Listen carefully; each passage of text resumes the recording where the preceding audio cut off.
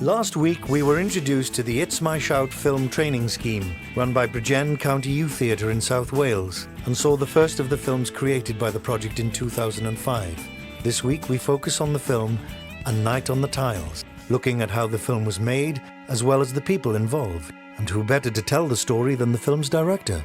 My name's Natasha Betteridge and I directed A Night on the Tiles. Primarily I'm a theatre director, so I really wanted the opportunity to direct a film. With Natasha, because she was more actor orientated, having come from a theatre background, we thought that A Night on the Tiles would be the best for her.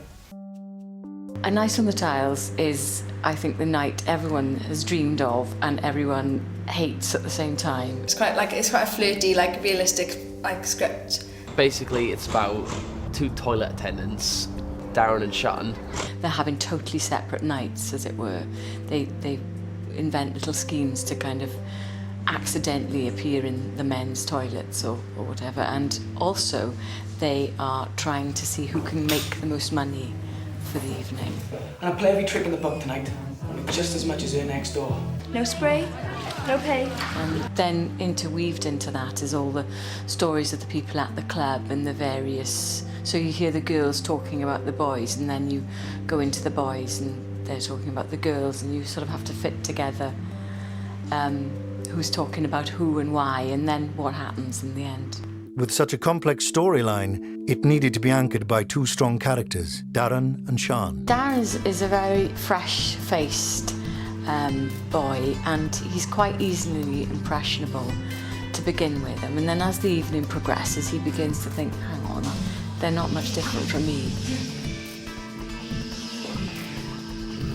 But he pulls every week, wouldn't he? Sean is interesting because when Matthew was writing it, Sean had a few character changes, and I think the Sean that we ended up with is a bit kind of minxy, actually. She's flirty, but then she's quite naive at the same time, but she knows what she's doing in the toilet. She's been working there for quite a while. She kind of knows what the girls are doing, and she's kind of bored with it, really. I think she just kind of, she's actually rather do her homework. With those characters in mind, casting would be no easy decision to make. Placing the right actors in the right roles was crucial. Who would Natasha find to take on the parts? My name is Ben McGregor, and I was a toilet assistant in the movie. I played Darren.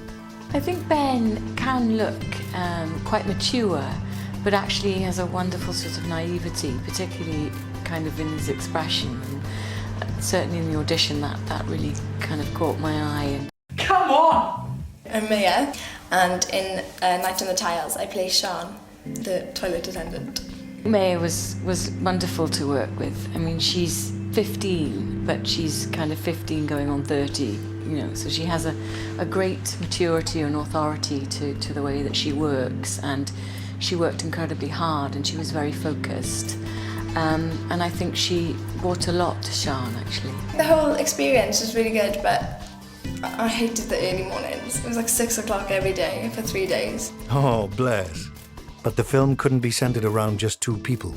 What other characters are there that stand out from the crowd? There is a wonderful character called Bazza, who Matthew originally created as a kind of real loud, sort of huge sort of valleys boy. I think there's one in every club, as brazen as brass, in your face. That kind of character, nobody likes. Christy, the actor who's playing it, sort of took that on in a slightly different interpretation, and he just storms the men's toilets. Yeah! Yeah! There's two characters called Lip Girl and Thong Girl, and we came to the costume fittings, and they brought in these rather sort of demure nightclub outfits to wear. So we said this to the girls, and they were like, oh, they're quite tarty, aren't they? And we were like, well, they're not enough. And when it came to the first day of filming and I saw Lip and Thong, I nearly fell over. It's actually quite cool because I would never ever dress in these clothes. So it is really cool to be somebody that you're not. They're wicked in there. Well, they're so kind of horrible that they're actually quite cool, but I love it. So how did Natasha go about casting for the roles? The first phase was a series of workshops to showcase the actors' abilities. She had us doing stage warm-ups. I think she was like using what she already knew to bring it in to the whole like training scheme. It was weird because it was like at first we were just reading words off a script because nobody really knew. We hadn't been to auditions yet. I was looking for who was committed really, who was interested, who was turning up more than perhaps once. Next came the auditions for the roles. And whereas most of the girls weren't particular about the characters they wanted to audition for, among the boys there was serious competition for the role of Darren. What it is like? My sister's new boyfriend works behind the bar here. I gave you a job if you like, she says. Bit of money, loads of girls, safe as. The actors that Roger selected to come to the audition were just so high energy and so excited really, and I think the script really worked because everyone understood the script. It was really about them. So in a way, casting was a joy. Go on, boy! After auditions, it got a bit more serious because we had to actually go for roles that we wanted to play. I think the most difficult thing is always when you get down to the last two, and it is virtually an impossible choice sometimes. With the Night on the Tiles finally cast, Natasha took her actors straight into rehearsals. And I play every trick in the book tonight. Make sure I make more money there next door. After the long build-up of the casting and rehearsal process and weeks of nerves, things came to a head when the film finally started production. The mood on set the first day, well, the first shot was thank God something's happened from everyone. You know, there was a real woo feeling. Ben playing Darren was incredibly nervous to start with, and he was in the first shot. And I did think initially about starting sort of a couple of scenes in, actually, to make it easier for him. But he was brilliant and he managed it, and I think once he'd managed it and everyone saw how good he was, they were like, yeah, we're onto something here. We were all just excited to be there and just taking part now. I mean, yeah, we were all pretty happy, yeah. It was good. And so the first day kind of flew by really, I really enjoyed it. With so many people on set and such small spaces to work in, tensions quickly mounted and difficulties arose. So we'll have a word with the landlord to get that bell off our house in this morning. Day two was all the girls' scenes, so there was a entirely different atmosphere. Makeup was buzzing, it was very busy, you know, there was a lot going on. Because as you'll see when you see the film, the boys' scene's very quiet, almost like a library in the boys' toilet, and then the girls' full-on party. So we kind of arrived, you know, at 5:30 in the morning to the full-on party, which was slightly overwhelming. The atmosphere on set began to resemble that of the film, and by the end of the second day, shooting was running behind schedule. By the end of the second day, a bit stressed, a bit frustrated that things weren't going quite to plan.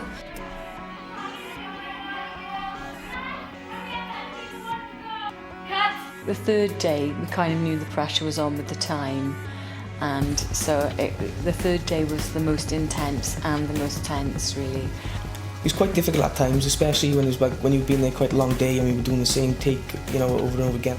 The director part of you really knows you've just got to drive it through, and it has got to happen, and that is the end of the story. You're also thinking, how do I do that when I actually know we haven't got the time to do that? So you're constantly thinking, what can I cut? What can I lose? And the answer always comes back, nothing. Everything is crucial. For many, the most difficult part of the shoot was the final hour. I'm bored. I'm not bored. I'm having a blast. I think that final hour was really testing. The final hours were pretty hectic, but we got it in the end. Yeah, I mean, there was a lot of things to do, and we had to move to outside the toilets and stuff, so it did get a bit hectic then, but it was just all, at the end of it, come together, like. Okay, that's a wrap. Whatever the difficulties involved, the film is yet another of the successes that the scheme's produced. After the break, we premiere A Night on the Tiles, so you can see for yourself what all the fuss was about. Next week, we take a look at School Safari, the third and final film to come out of this year's training scheme, as well as considering the journey that was undertaken to make the films and examining the after effects of the scheme once it has come to fruition.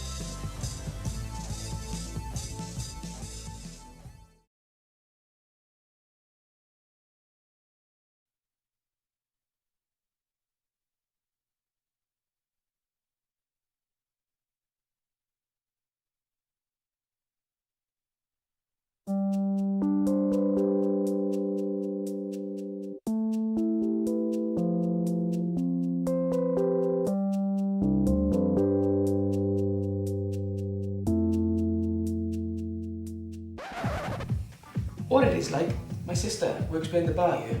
Darren, I'll get you a job, she says. You're too young to work behind the bar, but you can, you know, collect glasses or something.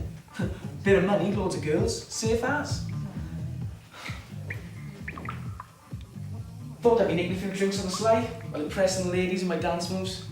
Instead, I'm stuck in here, smell like an old people's home.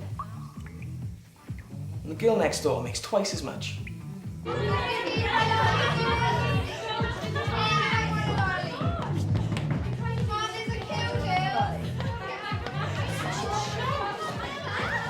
It's the same every week.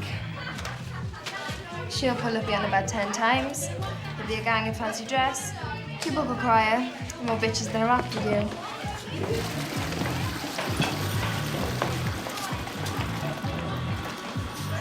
Don't be drawing attention to that, us, do you?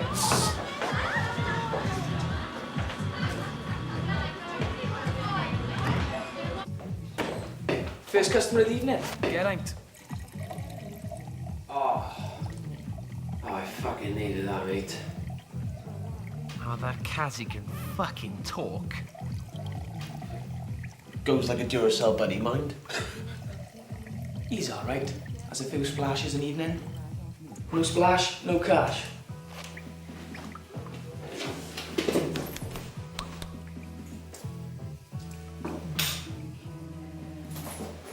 And I play every trick in the book tonight. I make just as much as her next door. No spray, no pay. Oh, bitch.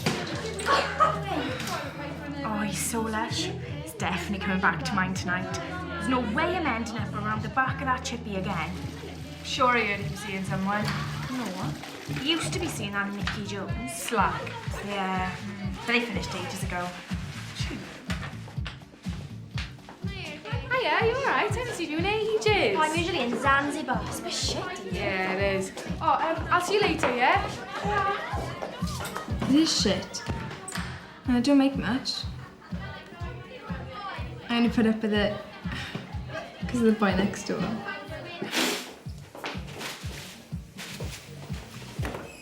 It's the same every time. First man goes to trap 3. See, the second man has to go to trap 1. Always keeping his distance and not looking down at his. Well, you don't know, thinking, you know. Now, the rule is don't stand in the middle or too close. But what happens next? Yes, see the cubicle? No, that's the only choice. Don't stand next to anyone unless you have to. Shh. And don't talk to anyone. And then we start all over again.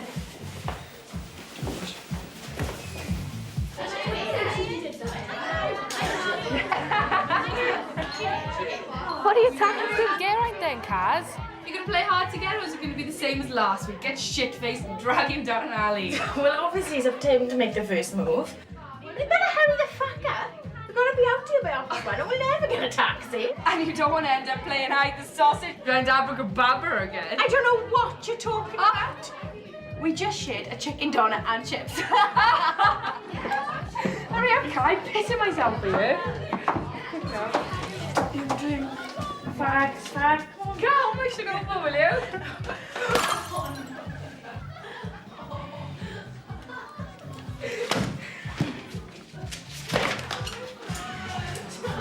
For God's sake.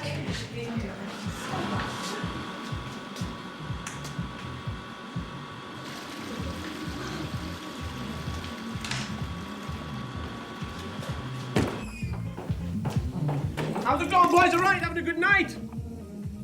Yeah. Yeah. How's your brother doing now? I haven't seen him in ages. I haven't got him. Yeah, he's alright, yeah. Yeah? I saw him the other day with that Nicky Jones. Niggers are like a bouncy castle. Know what I mean? Here we see a rare species in the urban toilet jungle. This over-friendly drunk with a potential for violence makes only one appearance in the evening. That's his huge bladder. This beast shouldn't be approached or fed. See you later. Watch this. Do me a favour. Punch me in the stomach as hard as you can. No, you're right. Now go on, man! Twat me one! Go on!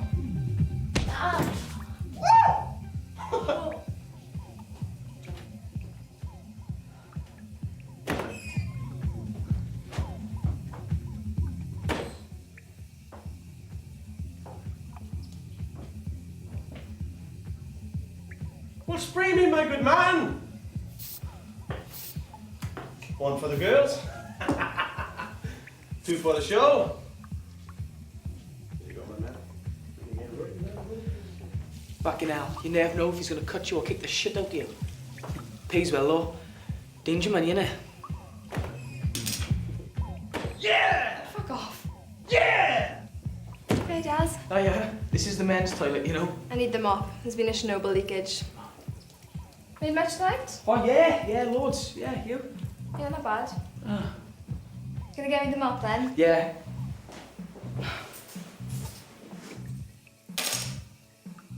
Why, hello there. Goodbye.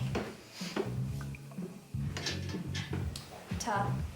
John, you look different. Really? Oh, it must be the new top. You don't look like most of the mingers that come in here. You've only just realised. See you in a bit. Oh, hiya. Alright, how are you doing? Come on, let's go. Come on!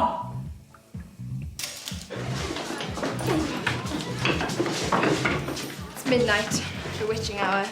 They've drunk their love potions and I just have to cast their spells on their victims. Shame they all look like hags.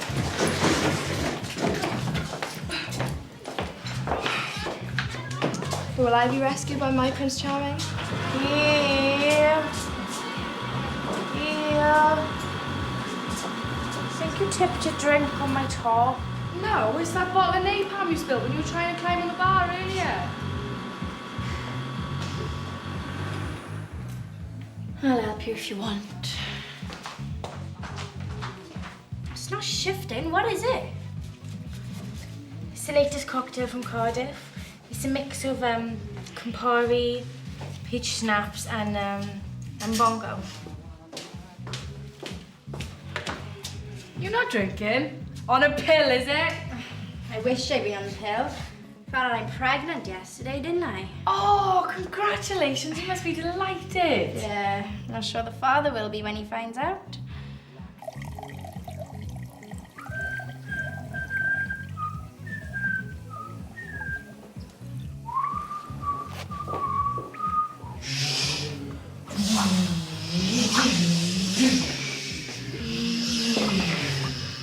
Wouldn't believe he pulls every week, would it? Kazzy! Come on, Kaz, open the door! 3, 2, 1.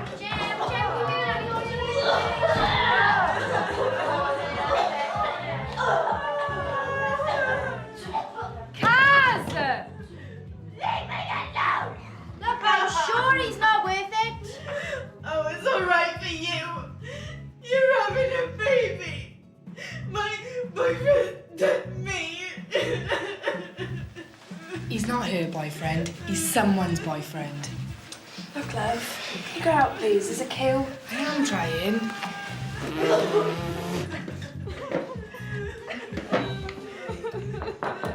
Come on, Kaz, lovely.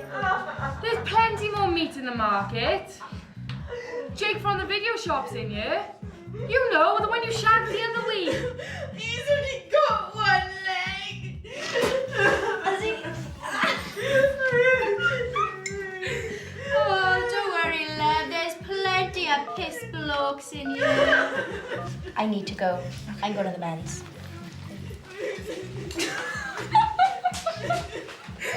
Kaz, come on, stop being silly. Everyone knows Geraint's a wanker anyway.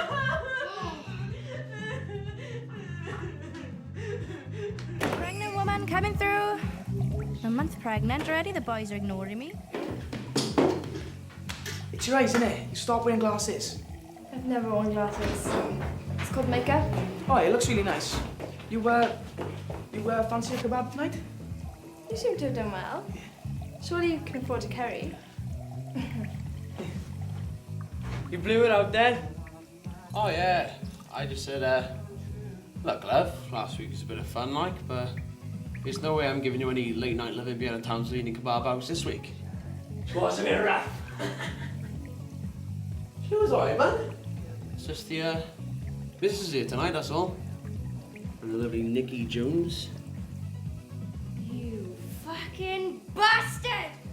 Oh, you babes. Let's go, babes. Babe, come.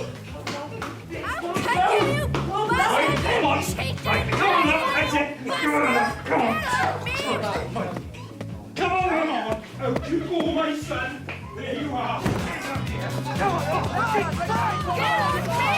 Get over the boys, is up with that! What? Let him go out!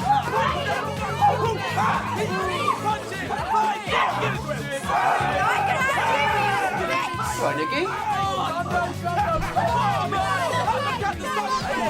Oh, you've got my lipstick on you. Oh, lucky me.